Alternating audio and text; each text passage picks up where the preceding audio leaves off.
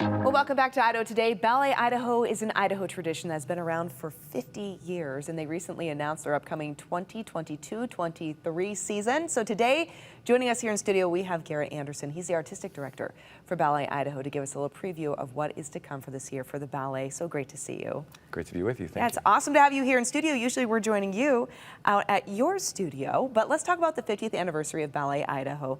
How did the whole thing come about? How did it get started? Well, 50 years ago, so 1972, it was actually in Moscow, Idaho.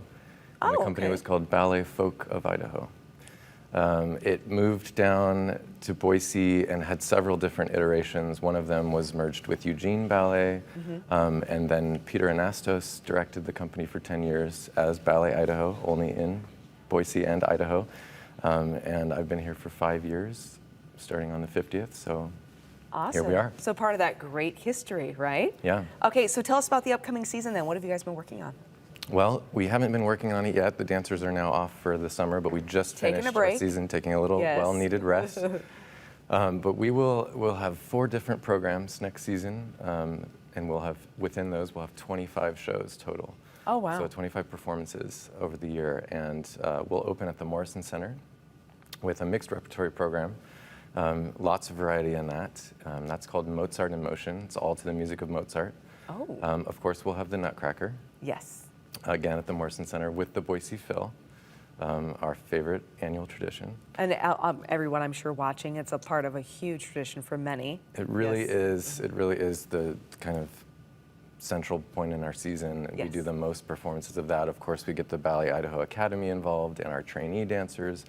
So it's a huge cast, and then with the live music and a full audience, it's just a really exciting tradition for us.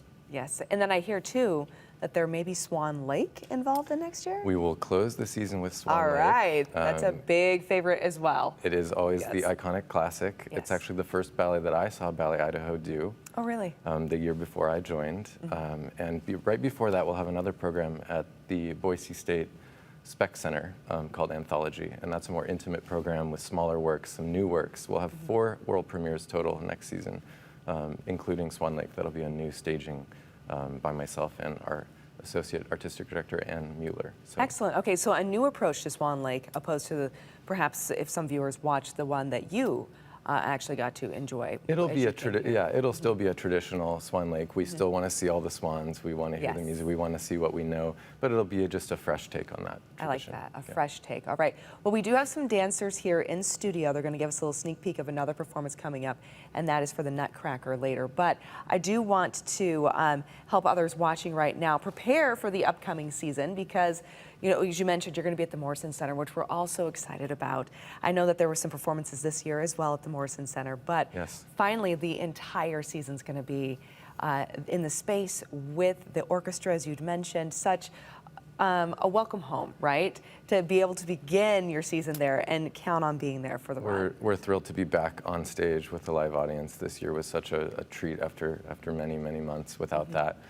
And to be just celebrating next year with the 50th, it's a time for us to really look back at tradition, but also to be excited about where ballet is headed. Yeah. I do want to mention really quick too, Ballet Idaho is not just a great opportunity to go out and be exposed to the arts and celebrate that, but it's also a place of education because you'd mentioned you have the Academy, right? Which you include in the performance of the Nutcracker.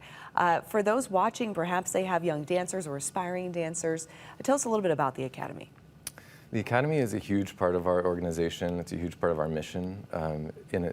In a pre-COVID time, and we're almost back to that now, about 300 students enrolled. We also have outreach programs in public schools called Learning Through Dance. A lot of those students get to come and see performances at the Morrison Center. We do special performances for schools. So it's really part of our passion to not only share the professional performances, but to share the enrichment that the arts and ballet can provide in a young person's life. And bring to the community as well, right? Yeah, just such I always call it one of the gems of our community here and of our state for certain. All right, so there's an upcoming season. If people want tickets, they want to start planning ahead, take a look at that calendar, what do they do? Well, the subscriptions are on sale now. Okay. We just announced the season a few weeks ago, so those are selling fast. You do get a small discount if you subscribe rather than buy individual shows. We're also having a pre-sale for the Nutcracker. It's a little bit odd for us to be hearing and seeing the Nutcracker in the summertime, but we're doing a sort of Christmas in July pre-sale. So stay tuned for that. It'll be mid-July. And of course, you can subscribe now to the entire season if you'd like, but the individual tickets for the Nutcracker go on sale mid-July. Okay, all right. Well, everyone needs to make sure they put that on the calendar. You can never plan too early, I think, for Christmas time, right? Or the whole season. Or the whole season. We are really excited. The variety of work that we do is really what I'm passionate about, and I think what is so impressive about these dancers, these artists, is that they are so good at not only the Nutcracker, but in really contemporary work as well. So I think a lot of people have an idea of what ballet is, specifically from coming to a show like the Nutcracker, or from taking lessons as a child, perhaps.